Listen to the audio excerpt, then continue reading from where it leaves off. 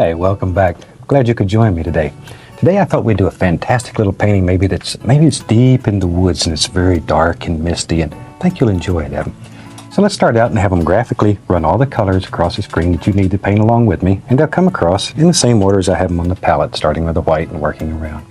While they're doing that, let's go on up here. Bob Ross, the renowned American television painter, gained widespread recognition for his popular show The Joy of Painting. Ross skillfully crafted picturesque landscapes using his unique wet-on-wet oil painting technique, which he meticulously developed and perfected. This innovative approach enabled him to produce breathtaking artworks within a mere 30-minute time frame, all the while serenely guiding his audience through the process of painting alongside him. Bob Ross motivated countless individuals to start painting.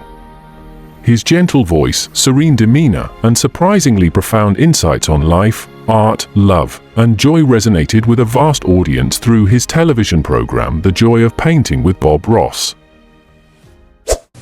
Maybe you want to come right in here and put the indication of another one. There's no limit, but they need to get a little darker as they work forward. Look at there. Bob Ross passed away at the age of 52 due to lymphoma in Orlando, Florida. His company had a valuation of $15 million, and his previous associates were determined to claim it all. When Robert Norman Ross passed away in 1995, the headline of his New York Times obituary simply stated, "Bob Ross, 52, dies, was a painter on TV."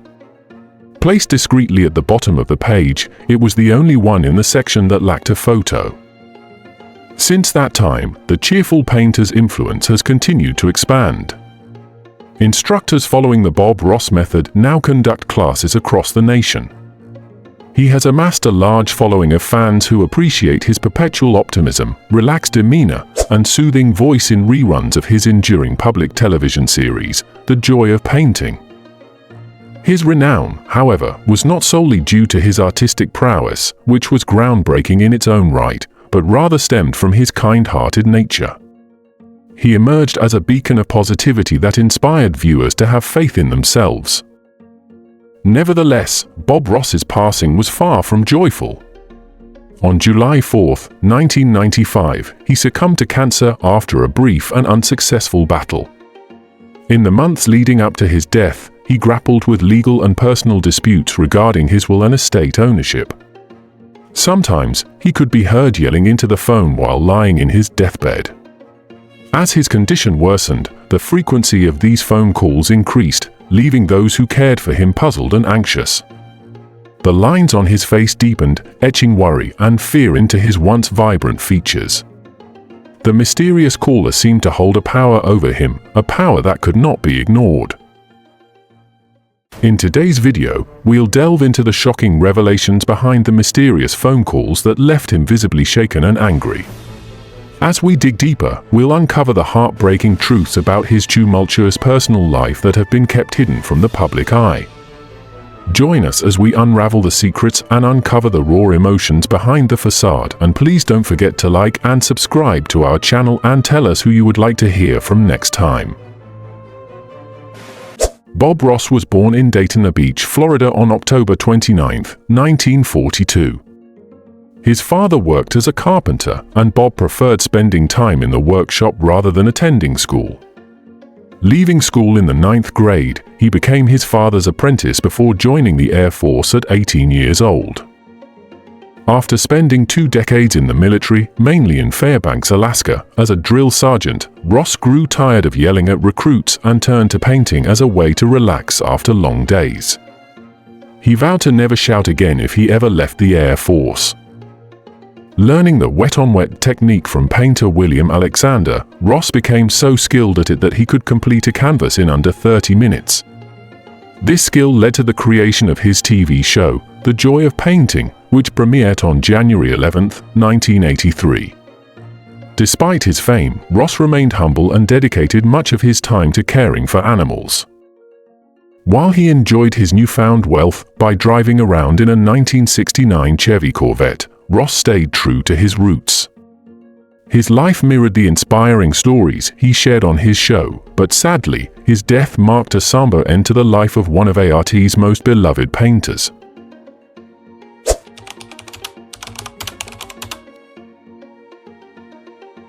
When Bob Ross passed away, he had built a huge painting empire. He created a range of art supplies with his image on them, such as palettes, brushes, and easels, along with instructional booklets. He even offered private lessons for $375 per hour.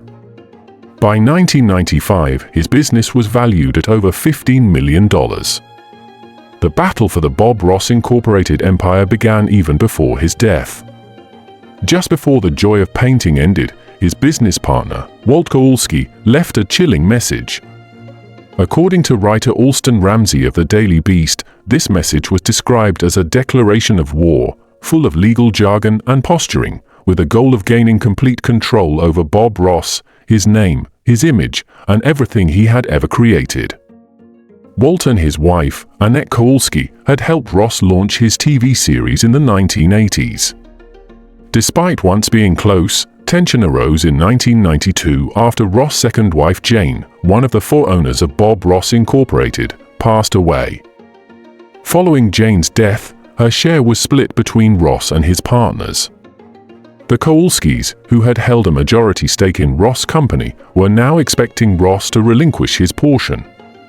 Steve recounted to the Daily Beast how his father spent his final moments engaged in a heated argument with them.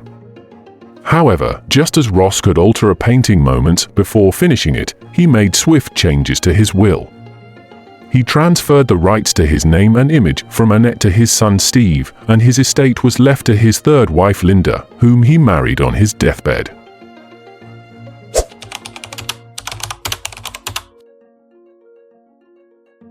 Bob Ross's iconic afro is just as famous as his soothing voice. It has become a meme on its own, and all those Halloween costume afro vendors owe their sales to people wanting to emulate Bob Ross. However, Bob's afro is as authentic as his competition with Picasso. The signature hairstyle is simply a perm. However, there's more to the story. He decided to get a perm in order to cut down on expenses. Why waste money on haircuts when his hair could just grow into a magnificent and unique style? Surprisingly, he despised it. Every single curl on his head was detested, yet he couldn't abandon his money-saving tactic. Eventually, his afro became the iconic symbol for his company. Annette Kowalski, his business partner, remarked he was stuck with that hairstyle forever. It infuriated him. He grew tired of those curls. He was the sole individual in this predicament.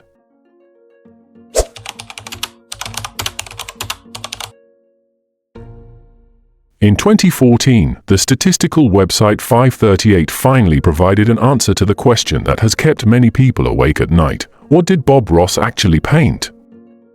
During the airing of Joy of Painting, Bob Ross painted a total of 381 times, while the remaining 22 episodes featured guest artists. According to 538, there were a staggering 3,224 possibilities for his paintings, as he paid great attention to detail. Interestingly, trees were Bob's favorite subject, as they appeared in a whopping 91% of his paintings. On the other hand, flowers were not his cup of tea, as they only made an appearance in 2% of his artworks. Palm trees were also not a frequent sight, making up only 2% of his paintings. This might be because they are so common in Florida that he grew tired of them. If Bob painted a singular tree, there was a 93% chance he would paint a second one, as he believed trees shouldn't be alone. Surprisingly, despite his reputation for happy little clouds, clouds were only present in 44% of his paintings. However, the one thing Bob disliked more than flowers and palm trees was including people in his artwork. Out of his 381 paintings, only one featured a person, a lone cowboy in silhouette against a tree. Additionally, out of the 18% of paintings that included cabins, only one had a chimney, suggesting it must have been quite chilly in Bob Rossland.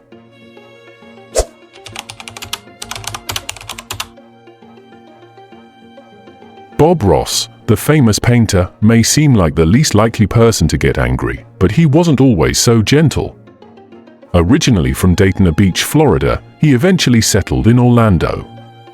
Curious how a Floridian ended up in Chile, Alaska? Well, he joined the military and worked his way up there. At just 18 years old, Bob Ross joined the Air Force and was stationed at Eielson Air Force Base in Alaska, not far from Fairbanks. He spent 2 decades in the military, reaching the rank of Master Sergeant before retiring. During his military days, Ross was far from the calm and soothing figure we know today. He admitted, "I was the tough guy who enforced discipline, the one who made you clean and yelled if you were late." After leaving the Air Force, he made a promise to himself never to raise his voice again, leading to his peaceful TV persona.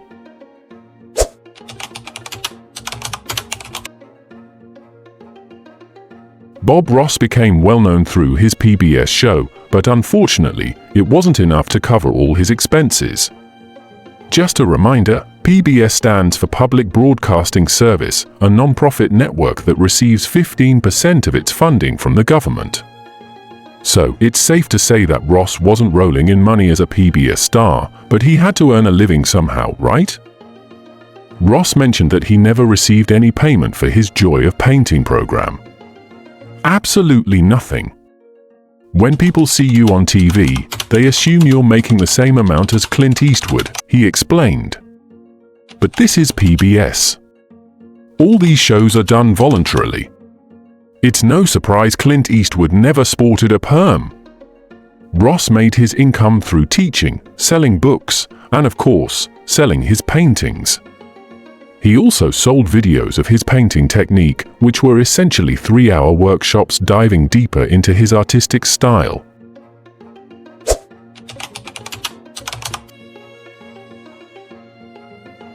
Finding an authentic Bob Ross painting is no walk in the park. In the 381 episodes he filmed, Bob would create 3 paintings per show. One was painted on camera, another served as his reference, and the third was for close-ups and photography. This means he left us with a whopping 1,143 masterpieces. But where are they all? Well, Bob generously donated most of his paintings to PBS stations, who then auctioned them off. However, this poses a slight challenge in the art world. You see, provenance is a fancy term that basically means having proof of where the artwork came from. Saying "I bought it from the PBS station Imperial" just won't cut it. But if you happen to have the provenance or a hefty sum of money lying around, you can get your hands on an original Bob Ross painting, and they don't come cheap. A genuine Ross can set you back over $10,000.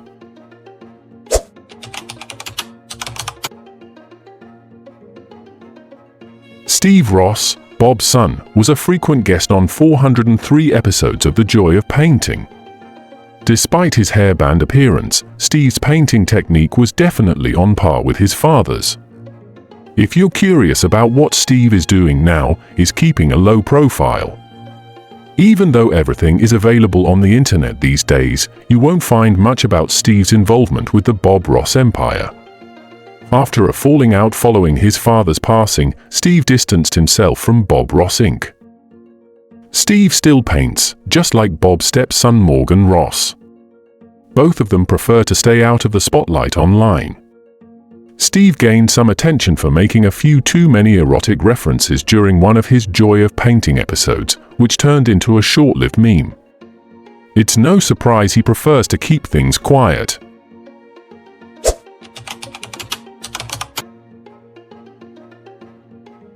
Bob Ross dropped out of high school in 9th grade and worked as a carpenter with his father instead. While working in this profession, he unfortunately lost part of his finger in a saw accident. Despite losing the top part of his left index finger, it was hardly noticeable because he held his palette in his left hand. Unless you were specifically looking for it, you wouldn't have noticed. Some people speculate that the missing finger made Ross self-conscious, but there were instances where he held animals in his left hand on camera without trying to conceal it. Ultimately, it didn't affect his painting abilities since he was right-hand.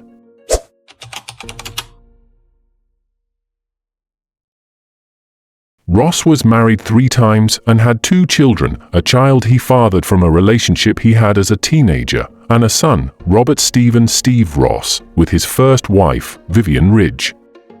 Steve, also a talented painter, occasionally appeared on The Joy of Painting and became a Ross-certified instructor. Steve appeared on camera in the last episode of Season 1, in which he read a series of general how-to questions sent in by viewers during the season. Bob answered them one at a time, technique by technique, until he had completed an entire painting. Ross and Ridge's marriage ended in divorce in 1977, allegedly due to Ross's infidelity. Ross and his second wife Jane had no children together. In 1992, Jane died of cancer. In 1995, 2 months before his death, Ross married for a 3rd time, to Linda Brown. Ross was very secretive about his life and had a great preference for privacy. Some of only a few interviews with his close-knit circle of friends and family can be found in the 2011 PBS documentary Bob Ross, The Happy Painter. Other conversations were destroyed as part of a legal settlement between Ross's family and Bob Ross Incorporated. Bob Ross Incorporated is protective of his intellectual property and his privacy to this day. Ross was not a member of any specific organized religion. He frequently expressed his belief in a creator God and often closed his shows with a wish that God bless his viewers.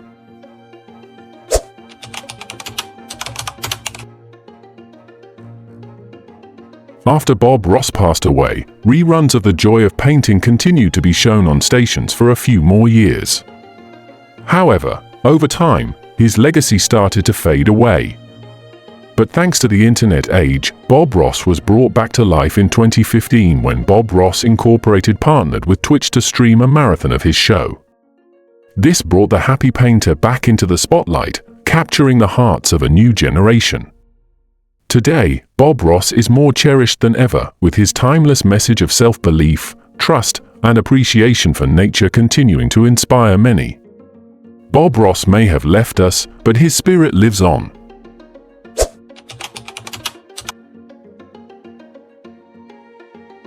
According to those who were acquainted with him, Bob Ross always had a premonition that he would pass away at a young age. He had been a smoker for the majority of his adult life, and by the time he reached his 40s, he had already endured 2 heart attacks and triumphed over his initial encounter with cancer.